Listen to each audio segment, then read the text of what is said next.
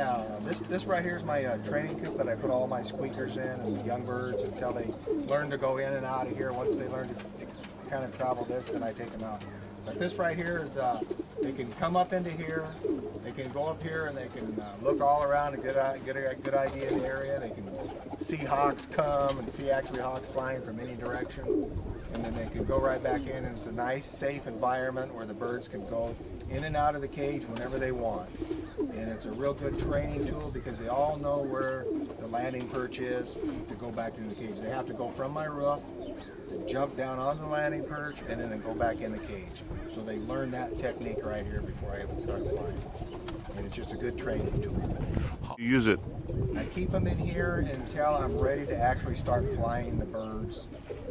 Once in a while I'll let them out of here and fly them a little bit if they're real young because I don't want them to go anywhere. But preferably when I'm ready to actually start flying them, then I'll take them and put them in one of these other kit boxes. And then I start limiting their food so that they're a little on the hungry side. So when I let them out the first few times, I know they're going to come back. And it's the only control you have over any birds is the feed, and that's it. And so I kind of cut back on their feed just for the training purposes. Okay. How young are they? I prefer to pull them when they're like 3 weeks old and they've got all their feathers and their feathers under their wing. That's when I prefer to pull them out. And this is a real young bird right here. You can see, and I just put this bird in here. It's still got some yellow fur on it, but you can see this is a real young bird, but it's got all of its feathers.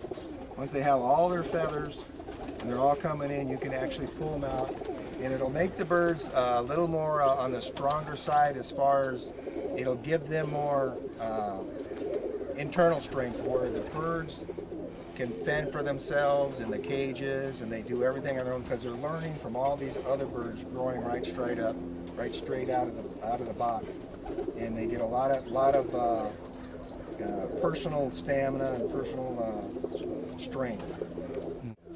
Yeah, these young birds here, when I'm training them for the first few times, I don't flag them at all or try to make them fly. Because I want them to just make short flights right here and not really go anywhere. Just kind of go up and come back in and go up and come back in until they've been out for about a week, until I know for sure that they can fly and see the area and learn their area. Then I'll start flagging them and making them fly, and then I can even throw them up. Best young birds. The best time for me to fly young birds is in the morning. I do all my training of young birds right in the early in the morning. Normally around 10:30, 11 o'clock in the morning is when I start flying. And I never fly anything after 4 in the afternoon because it gets too windy and it's the hawks start coming. But I prefer to fly them earlier the better, earlier in the morning. Not real early. I mean, I don't get up at 6 a.m. to come out and fly birds. But normally around 10:30, I start flying birds. What's the birds that won't control at all? I don't. If they're real young birds, I'll try them for 2 or 3 weeks. And then I'll pull them aside and keep them caged up for again and try them again later.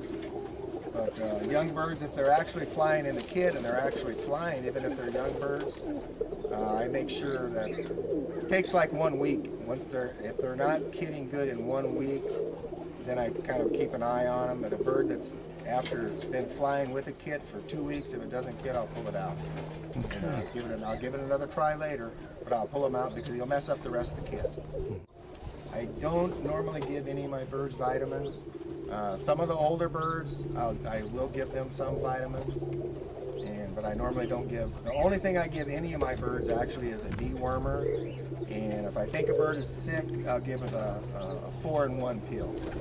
The only thing I do is worm my birds, and if I think they're sick, give them the 4-in-1 or some other supplement that has a multiple antibody and kind of control stuff. But I hardly ever get any sick birds. And the key to that is keeping everything clean. None of my birds have nothing has wooden floors, everything falls through, and everything stays as clean as possible. So they don't, if they get something, if they get worms, they don't pass it from one bird to another bird. And so the key is keeping them clean. Only? On the young birds, all these birds, they eat pellets and they get free fed. They get all the pellets they want. And as they eat, all these young birds, they'll train each other. So you don't have to worry about them.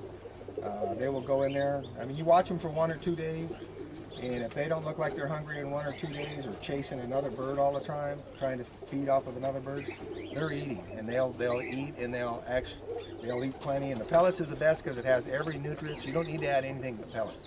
Pellets has everything. Training. Yeah, and the training, as soon as I move them over to one of the other cages, that's when I actually cut back on the feed training. The young birds in here, you can let a young bird out because it's not going to fly anywhere anyway.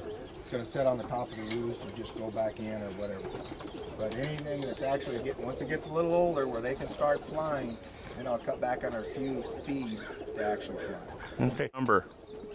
I try to keep 20 birds exactly in each one of my kit boxes. And the reason is it's very easy to control the feed and you know where you're at. I want the birds to fly a half hour to 45 minutes. If they fly too long, then you can cut back on the feed a little bit.